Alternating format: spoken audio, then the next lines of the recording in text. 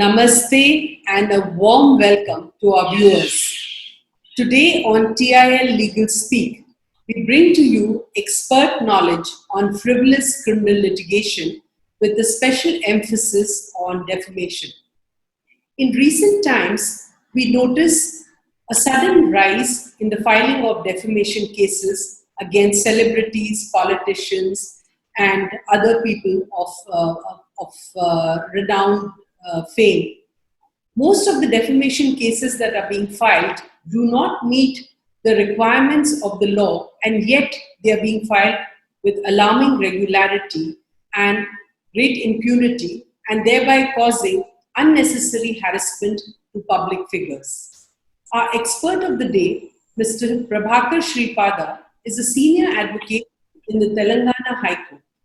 He brings with him 3.5 decades of experience in the law, both in civil and criminal.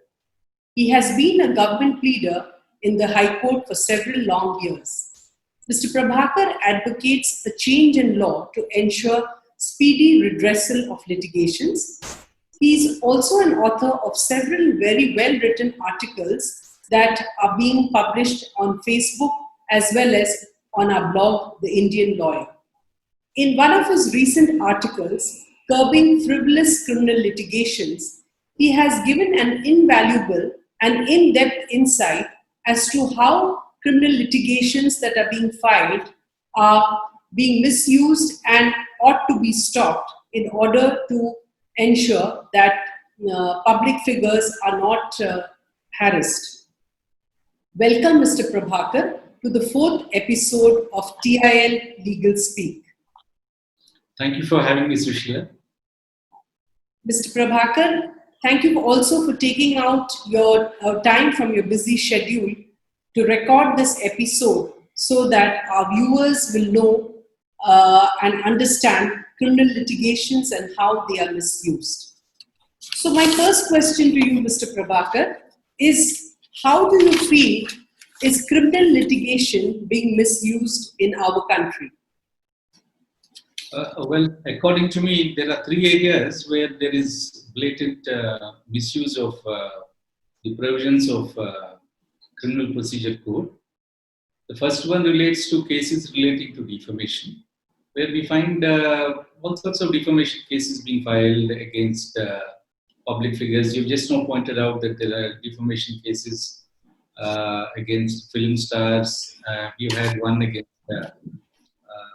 Tamil film actress Kushbu for her views on premarital sex, and we have had a defamation case against Rahul Gandhi for his views on RSS, and then we've had recently multiple defamation cases against Arnab Goswami for his comments on Sonia Gandhi. And now I've read that there's also a defamation case against Sonia Gandhi for a letter written to the Prime Minister. So defamation cases are occupying a lot of public space. And then the next one is those cases where people are complaining of sedition. Any person who writes a letter which the other person doesn't like is going and complaining that the other person has committed sedition. And sedition cases are being booked left, right, and center.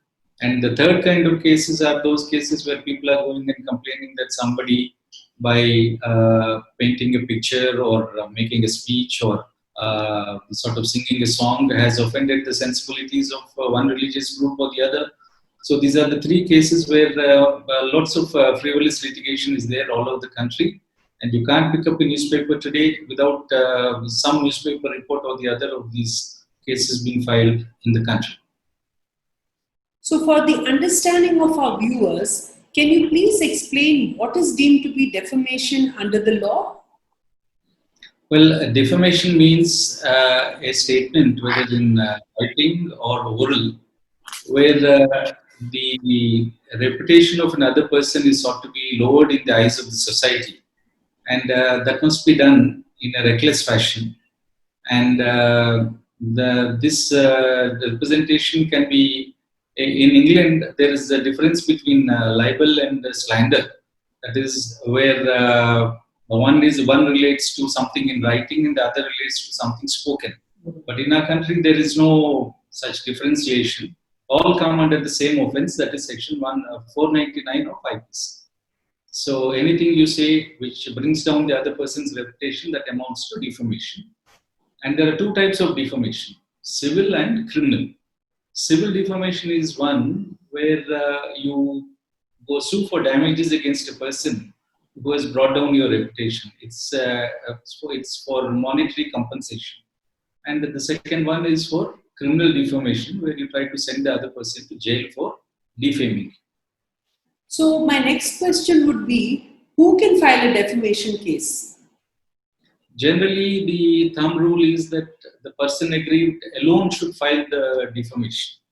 That is, if your reputation is being damaged, your friend can't file a case on your behalf. But there are some exceptions, that is, exceptions where some family members are also allowed to file for defamation if that family member is dead and references to him actually affect the persons who are living. But that happens only in a few cases. But generally, the thumb rule is that the person affected should file the defamation case. Nobody else, no member of the public. Say, if Sonia Gandhi is defamed, it's only for Sonia Gandhi to file the defamation case. Some Congress worker or some other person, some busybody cannot file the case.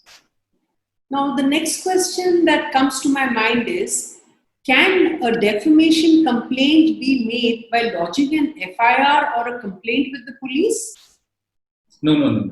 They can't be done by lodging an FIR to the police. The law is very clear.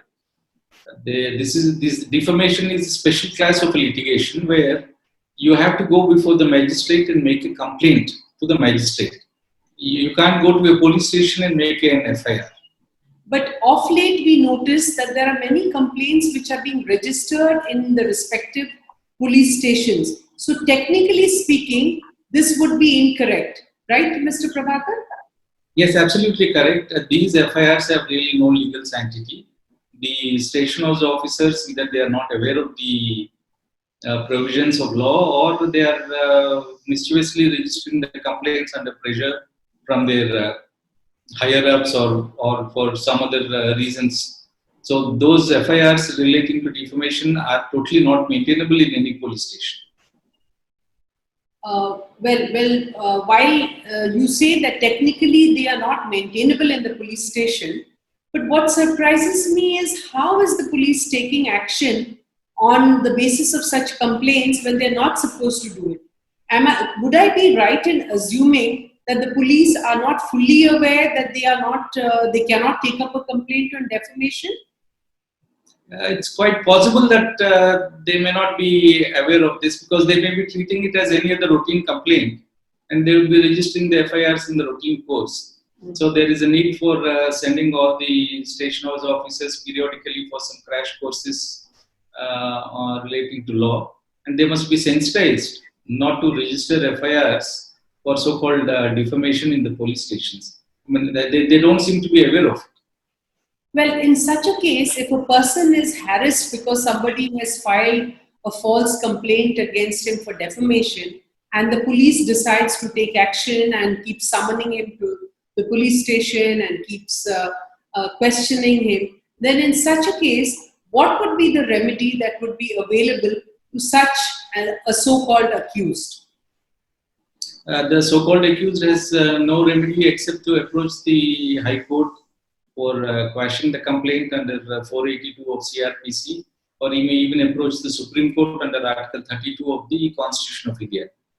These proceedings are totally legal. They are abuse of process of law, and he can get the so-called FIR quashed, and he can also proceed against the police also for dereliting their duty and sort of harassing him. So what would be the correct process if one wanted to file a defamation complaint? What would be the correct manner of going through it or going with it? The correct manner, according to me, is this: when you come across any defamatory article or something in the digital area, you issue a legal notice to the other person, asking him to pull down the offensive article, give him a few days' time.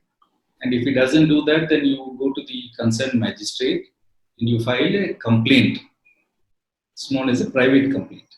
You go there and then you make out a case for yourself that this is whatever is stated is utterly false, and you are a person having good standing in the society, and that because of this frivolous article, your reputation has been damaged, and it's always better to have a couple of witnesses to support you.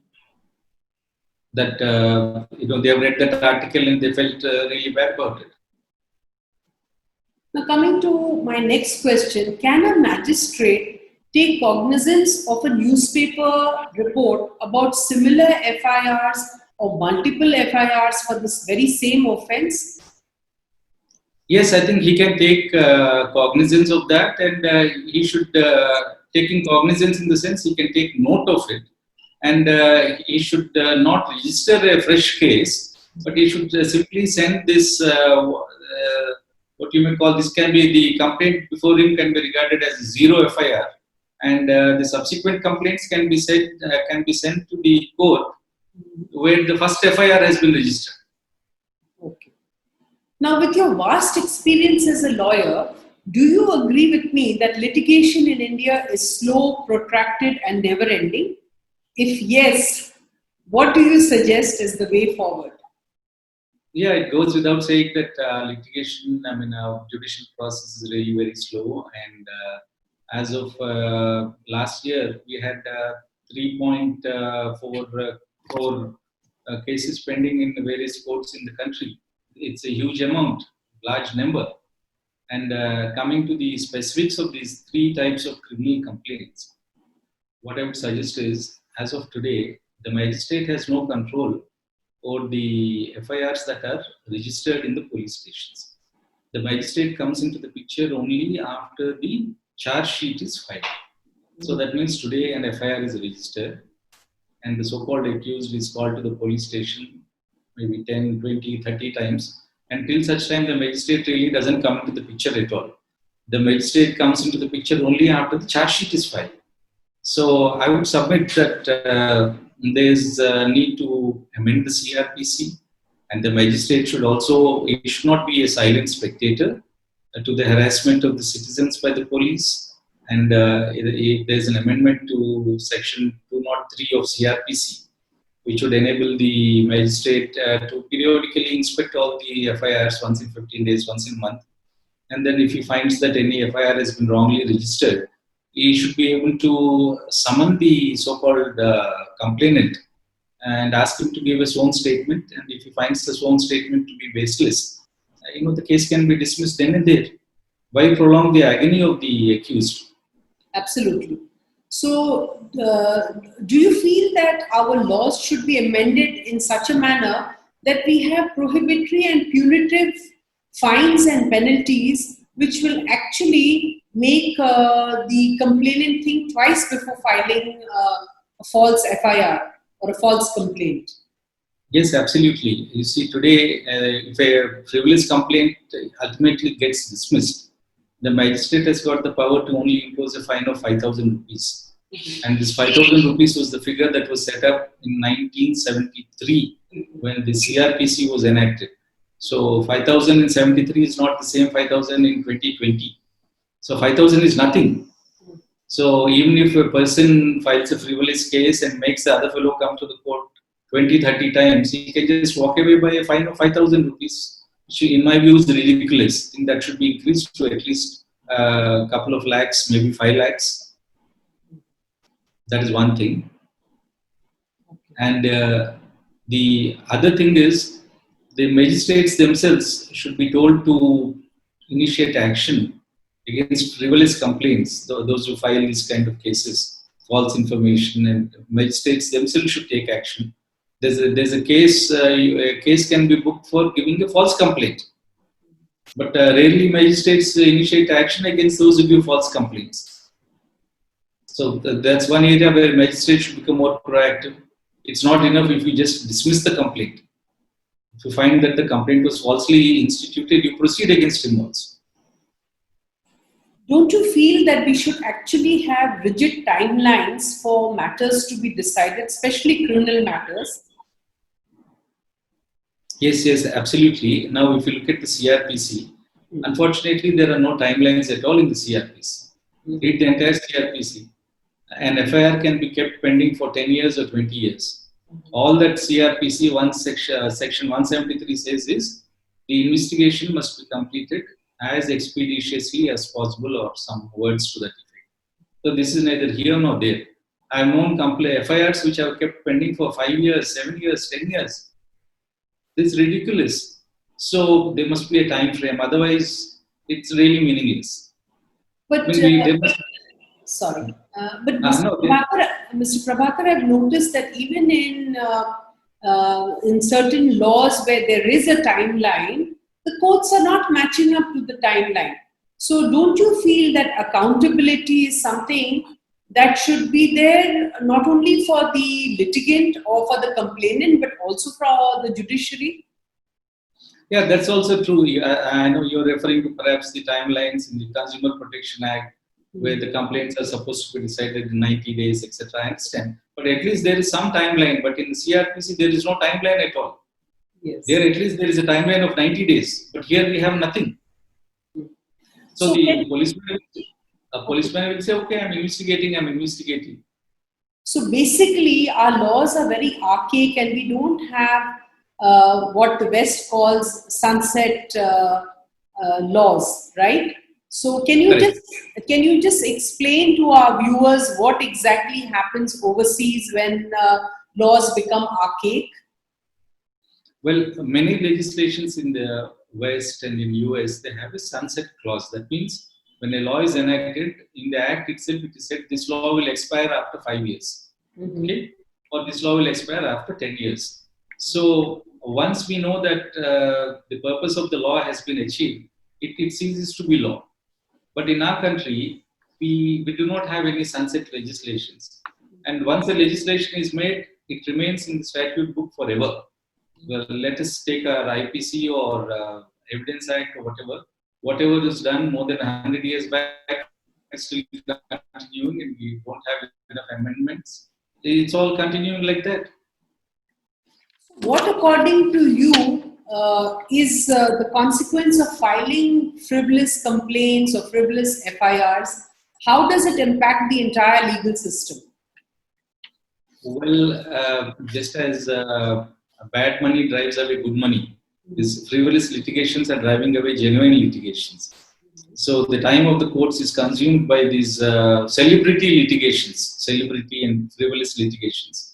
So the time of the magistrates and courts is being wasted in addressing these issues, and the real bread and butter type of litigation, the genuine litigation, is getting pushed under the carpet. So I think frivolous litigation is driving away the genuine litigation. So, Mr. Prabhakar, as far as these defamatory suits are concerned, or defamatory complaints are concerned, we have seen that they are also against public authorities and government officials and the government in different capacities. So is there any process for filing such complaints, such defamatory complaints against government officials or government authorities? Government officials do not enjoy any special immunity as such, but before filing any case against any government servant, the sanction for prosecution has to be obtained. And now the Supreme Court, previously there was no time limit for granting sanction. The Supreme Court in Subramanian Swamy's case has said that once you apply for sanction, if within 90 days government doesn't say we are not granting sanction, it is deemed that sanction is granted, and then you can proceed against the government servant. So that's the only limitation. Defamation cases can be filed against government servants. There's no bar. So the 90 days will actually determine whether the litigant wants to go forward, whether he feels he has a genuine case to wait and watch for 90 days and only then proceed against the government. So in a way, it is like a deterrent. If you don't get the permission and you wait till 90 days, then you may have second thoughts as far as filing a complaint is concerned. Now, is there any way that such false and frivolous FIRs can be stopped or curbed? And if you feel that there is no way that it can be done under the law, are there any suggestions that you have? Well, as I said previously, I was only saying that today for false and frivolous FIRs, the only remedy for the citizen is to go to the High Court, and this is going to be High Court or the Supreme Court, and this is going to be an expensive affair. And I really don't feel citizens should be rushing to the High Court or Supreme Court to get false cases against them quashed. On the other hand, I feel that if magistrates are empowered to suo motu review the FIRs at periodic intervals, and if they are able to dismiss some of these complaints, which are prima facie false, then I think the load on the High Court also will come down, because High Courts are flooded with a lot of quashing petitions, thousands of them in every High Court. But I think, apart from dismissing these complaints or quashing the complaints or the FIRs, what the court should do is impose very heavy penalties for having filed meaningless complaints or meaningless FIRs. That's the only deterrent under our current situation. But the maximum fine is only 5,000 rupees. So I already said that it should be increased to maybe 5 lakhs or at least. Yes. Like how the Supreme Court had done. You file frivolous public interest litigations, you are fined heavily. So now, obviously, the rate of filing of public interest litigations has come down, not substantially, but definitely to some extent. So I guess in the long run, one has to have deterrence. Otherwise, the system will always be like this, very slow, very protracted, no closure. And people who are innocent will also have to carry on for years in the courts. So, Mr. Prabhakar, you had mentioned earlier that even the police requires to be trained, or rather you were saying that they should, their legal skill sets should be upgraded. So how do you think that can come about? I mean, as a practical way, how do we ensure that the police, the skill sets of the police as far as the legal framework is concerned can be upgraded? Do you suggest that we should have periodic classes, or do you suggest... No, they must be sent for refresher courses, just as judicial officers are sent for refresher courses. Okay. Police officers also should be sent for refresher courses, and I'm not sure if police officers do actually undergo any refresher courses. And even if they are undergoing anything, I don't find any evidence of any, judging by the kind of complaints they are registering left, right, and center. I think they should also be sent for some refresher courses, for some foundation courses. Because my understanding is once a person is selected in the police force, I'm not sure whether they actually go for any courses. I mean, after they they've made permanent and things like that. I mean, subject to correction. I'm not an expert on how they are being trained after their probation is over. So that is one aspect. They have to go for training. Do you think that magistrates can play a proactive and a large role in trying to curb the number of complaints or FIRs that are being lodged? Yeah, I really think magistrates can curb and they must become more proactive, and they mustn't wait for the charge sheet to be filed. I think if they are a little bit more proactive, I think a good number of cases can be curbed. I definitely feel that with some legislative changes, that they can be made the nerve centers of curbing the frivolous litigation. I also feel that in many of these defamation cases, especially cases pertaining to sedition, most of these complaints are misused. What is your take on it? Yeah, you're absolutely right on that. As per the records of the National Crime Records Bureau, I think last 2 or 3 years, hardly 4 or 5 people were convicted for sedition. Mm-hmm. 4 or 5 people all over the country. Mm-hmm. And just imagine, 4 or 5 people all over the country, and then so many complaints are being filed meaninglessly. One person is booked for sedition for writing a letter to the Prime Minister. One person is booked for raising a slogan here or there. I mean, it's become a joke. I mean, in other civilized countries, sedition is taken very seriously. here is taken as a joke. You go on booking everybody for sedition. Even otherwise, the conviction rate in all criminal matters is very, very low as compared to other countries. So that in itself speaks volumes for the fact that most of the complaints are not genuine or they are not able to prove their cases. Now, coming to my last question, how do you feel that complaints under Section 153A of the IPC are also misused? How do you feel, or rather, why do you feel that that is also misused? Let's see, if you look at 153 of IPC, many complaints are given that somebody has done something creating differences between two religious groups or two regional groups, etc. And these complaints are filed on the spur of the moment for very frivolous reasons. And policemen, they just go on registering their FIRs, and then people are called to the police station, and then after many sort of so-called investigations and all that, and ultimately, in many cases, the government itself doesn't give sanction for prosecution. 153A case cannot proceed to the next level unless the government sanctions prosecution. Mm-hmm. So, without the government sanctioning prosecution, it's meaningless to go on booking these cases. So, I suggested via media, I suggested that if any private citizen has any grievance, that another citizen is doing something, it's creating a disaffection, like differences between two religious groups, you should first complain to the government. Give government 90 days time. Let the government pause and ponder over it. And if they feel that it is a case worth proceeding, the government itself will proceed against the person. But why are you jumping the gun? Why are you filing the case without the government being given enough time to react?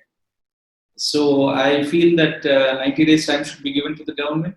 And then if after 90 days government doesn't take action, then you go ahead with your private complaint. So I'm not closing the option of a private complaint, but at the same time, I'm only trying to see to it that these cases are not booked in a kind of in an emotional state of mind. So, Mr. Prabhakar, can we conclude by saying that most of these complaints that are being filed, these criminal complaints that are being filed, are very gimmicky in nature, and many of them are even publicity stunts, or maybe at times they're just to settle an issue with a so-called enemy.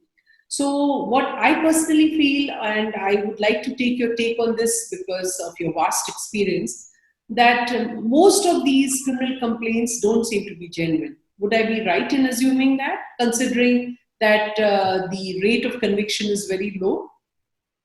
Rate of conviction is one aspect, but look at the kind of complaints. In Telangana, we had a complaint of a person filing a cheating case against the then Home Minister for not keeping up his promise to declare Telangana, to declare statehood for Telangana. And I've read the other day that in Bihar, there is a lawyer who's filed about 400 and odd cases against celebrities. So all these cases are filed, and it gets the headlines, and after 1 or 2 weeks, the complainant forgets about it, the police forget about it, everybody forgets about it, and it goes on adding to the docket. The paperwork.